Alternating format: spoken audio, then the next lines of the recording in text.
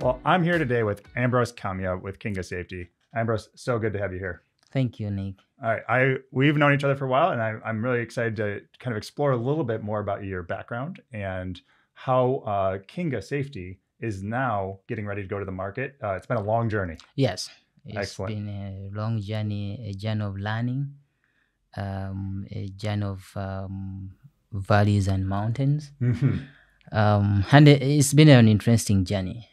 All right, well, let's lean into that and learn more. So let's start at the beginning. Where are you from, and what did your early childhood look like? I come from Uganda. Uganda is one of the East African countries, and I was born by two young people that were in high school. And when I was born, they handed me over to my grandparents. So the whole of my growth, I was in Chiunga village in Kamuli district. Kamuli is one of the poorest, it's the poorest actually district in my country.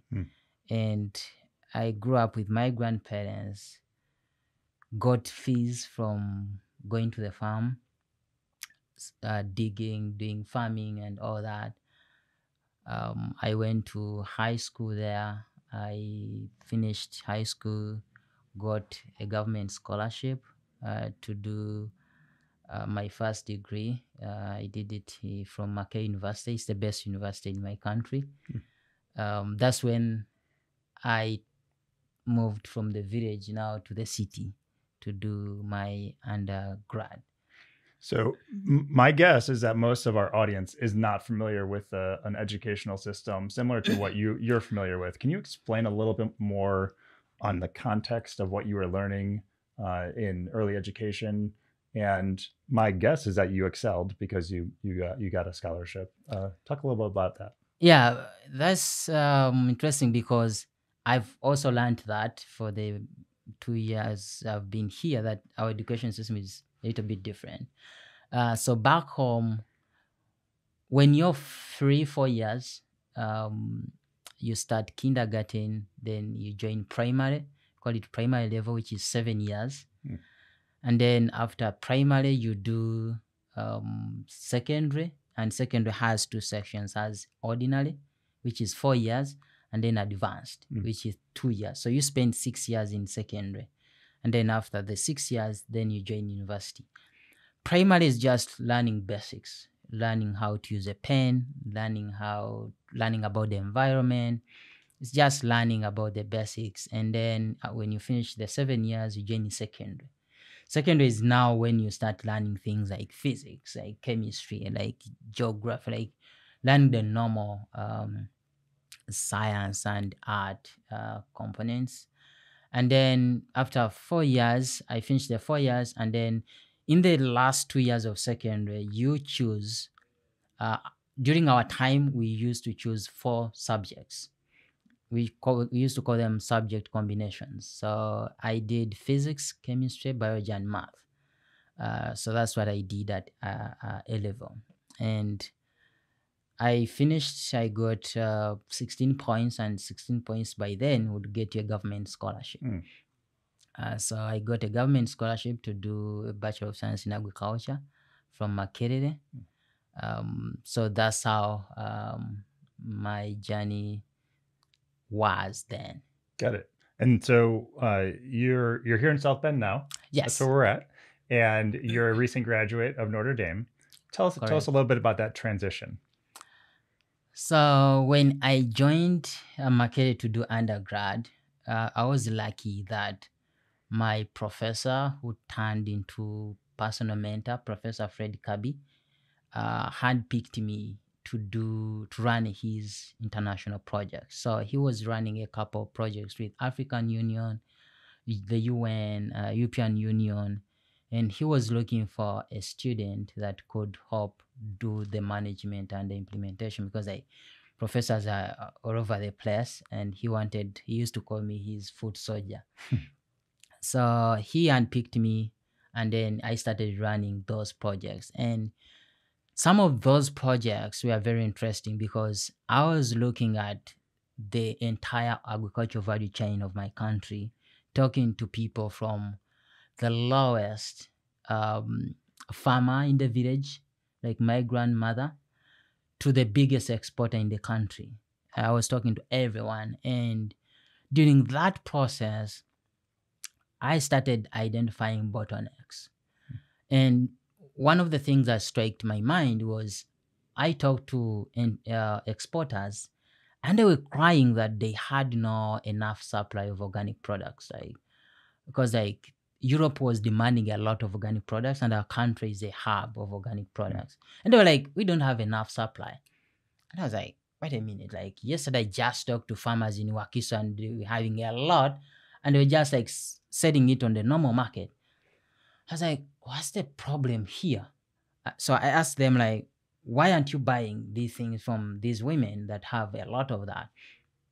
And the gentleman told me, like, Ambrose, you can't just tell me that your product is organic and I buy it. It has to be certified. I have to test it and confirm there are no residues, and I have no way to do that. And I was like, but the ministry, it's their role to create an environment that promotes that. So I reached out to the quality control officer at the ministry. I was like, this is what the exporters are saying. And I talked to hundreds of farmers and they have this, but this is what is missing. And he was like, we have one machine. And that machine is not even running because the person that has run it from Netherlands is not yet here. So there is nothing I can do right now for them. And I was like, being that I've been talking to farmers almost on a weekly basis, I see their pain.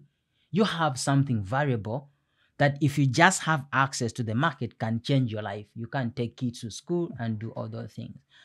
So I was like, how about if I use the knowledge I'm getting and create something? Because I was doing animal science. I majored in animal science. And I knew a lot about the HPLs, the machine they were talking about, the science behind. And I was like, okay. I went back, did a deep understanding of each science, and started to explore ways of making that science simplified to a level that I can have something that they can use at the start. So I wrote a concept and I named it Kebera. And Kebera in my language means checking. So I wrote a concept and then went to Prof. And I was like, Prof, I think if we implement this, it will work. And it will help connect the farmers to the exporters because they can use now this to test. If they find something, it was a yes or no. If they find something, then they can go to the advanced science. But at least they know. And Prof was very excited and was like, but Ambrose, you're not an engineer. Yes, the science is right and all that. But you're not an engineer. Like, we need someone that's going to build this. So I reached out to, I went to the College of Engineering, talked to a couple of students there, convinced some that were interested in joining the team without pay because I didn't have any money then. So they joined the team and then we created a prototype. And we had a test and all that. And so I was working on that. And at the same time, I was also running ideas on how to end sexual assault because that was a personal story, a personal attachment because my mom is a sexual assault victim. And for as long as I remember, she has never had a stable marriage. She has a lot of hate for men. She has 2 sons. So that used to trouble me, like, you hate men and you have 2 sons. And that was the time when we went into deep conversation on that. And that's when she told me why she has that. And it's not because like she's hateful, but it's because it is a reaction. Because every time like she doesn't read the social cues of a man right, she thinks it's going to happen again. So it was later than that I learned that it is trauma actually. It is trauma. Later I learned that it was trauma. So I was always looking out for ways of making sure that I come up with something that makes sure that doesn't happen to someone else's mother. So you are able, if I can surmise or paraphrase that, you're able to take your experience with the professor of learning a value chain, learning how something gets to market, the bottlenecks, the challenges. Yes. And then you kind of reflected while you were doing that and thought of this personal story that deeply affects you and your family Yes. structure and people that you care about. Exactly. And maybe were you applying similar principles to bring this personal story to market? Yeah. So now during that period, that's when like I started created another idea for sexual assault. Was the safe bang idea, and because I talked to my mom, I was like, okay, if we are to think back in that moment, what do you think would have helped you that didn't exist then? And that's when she told me, like, if I had a way of calling a friend who was close by without alerting this person that I'm calling for help, maybe that would have helped. And that is what inspired the safe bang idea, the smart bracelet, because if she had it, she would press a panic button and then it will send notification telling the other friend, please, I need help. And so that moment I was working on safe bango, the sexual assault bracelet, I was working on Kevera and running other projects. So that's when I was selected for the Mandela Washington Fellowship.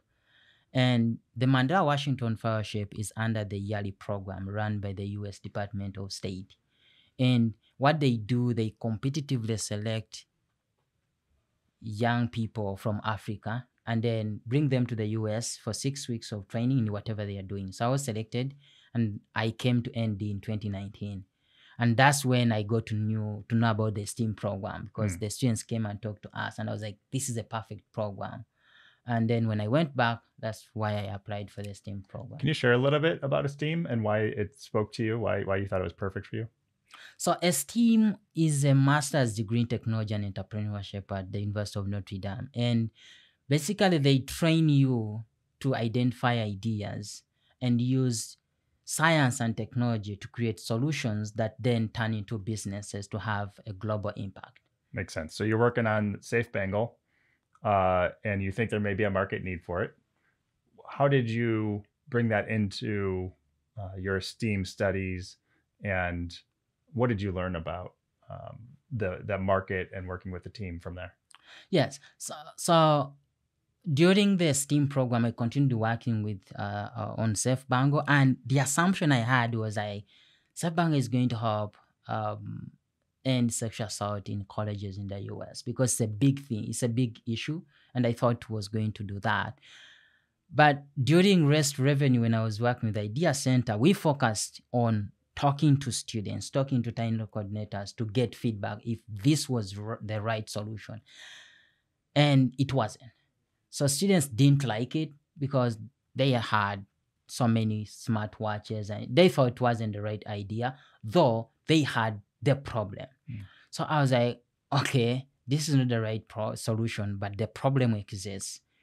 I went back and tried to go back to ground zero, like nothing ever happened. I had no idea. Went back, talked to students with the assumption that I had no idea, just to understand the issue. And then I learned many things about it, like it's usually people they know, usually in a social gathering, and it's a process. And when I learned those things, it's what inspired now Kinga Safety to know, okay, they usually have their phones many times, so how can we empower them to use what they already have to get out of these situations? So can you describe a little bit about what Kinga Safety looks like now that it's on a handheld device? Yes. So Kinga Safety is a widget. Okay. It's a widget that a student can use to educate themselves on how to be safe, and also use it to make a fake phone call if they want to get an excuse to leave that uncomfortable conversation. They can also use that widget to make emergency texts or emergency calls. And the interesting part about it is, in addition to it being preventative oriented, that has those weekly tips that the student receives, it's a widget, which is very accessible and discreet, because that widget, you can have different icons for it. You can have Kinga, I can have Kinga by different things. I can have it in form of a card sheet, I have it as a book. So it's not something that is going to be uncomfortable when you want to use it, that someone else will know that you're using Kinga. So you have an educational component. Yes. You have a safety component. Yes. And you're solving the need that you for this big problem in a form factor, in a widget that you listened to the market and said this is the best, most accessible way to get to this solution. Yes. That's yes. great. Cool. So we are multi-layered because we believe for sexual assault to reduce, you have to educate so that the student knows how to avoid, de-escalate, or call for help. But you also need to empower them that when the situation happens, they have an easier way of getting out. Yes. So how has the market responded? Excuse me, before I get to that, what level are you at in the build of this product? It takes a while to do the coding, to build a team, to kind of come up with the user experience. Where are you at in that process? Right now, our minimum viable product, we just completed the Android version this week, and in 2 weeks, the iOS version will be ready. And as soon as the two versions are ready, we'll launch our pilot with Ivy Tech Community College, the South Bend Elkhart region. This week, we'll also secured a pilot with the Hanover College. So on March 8th, we'll be launching it. And then we have 12 other schools in the pipeline that we're having discussions with. In terms of the team, interestingly, we just got a new CEO, Molly Sugar, who is a former vice president of Bank of America, which is very exciting for us. She has a huge experience. And you might ask why you're the founder but not the CEO. I'm an immigrant on F1 visa, and technically I can't run my own business on F1. So, and I didn't want that to stop Kinga from growing just because I don't have a right visa. So that's why I saw someone that has experience to take this forward as I sort out my immigration. And, you know, I worked with you on getting the recommendations. I'm trying to get a green card, the national interest waiver version. And if I have that, then I have certainty to now run Kinga. So Kinga's coming to market soon. You have some pilot programs underway. You have other colleges interested. You're building your team. You're real close to launching this thing. That's got to feel pretty good. Yeah, it feels good. But like until when I see a story that someone's life has been saved, someone has survived the assault because they used my product, that's when I will be like, yes, we are getting there. I believe you're close to that. Yes. I think you are. I love your growth mindset and your curiosity, your relentlessness. These are foundational principles of a founder. And you exemplify them in a lot of different ways. Thank you. So thank you for the hard work you're putting into this. This is a life-changing, dramatically shifting technology that I think will empower females and ultimately solve a big crisis. Thank you. Maybe just to just to say thank you, not to people and organizations that are working this journey with us, like the Idea Center, Elevate Nexus, South Bend Elkhart Regional Partnership, Any Focus, like everyone that is part of this journey, because like when we started, it was nothing. Like I told you, like we started SafeBand, then it died and we had nothing. But they're like, we believe in you because you're focused, you want this problem to be solved. And now like all distraction is coming in and we are working with them, and I want to appreciate their efforts in this. It's great. If people want to learn more about Kinga Safety, where should they go? They can go to our website, www.kingasafety.com. You can learn more about that. You can shoot me an email on akamya@alumni.nd.edu. Awesome. Ambrose, it was fun. Thanks for being here. Thank you so much for asking me.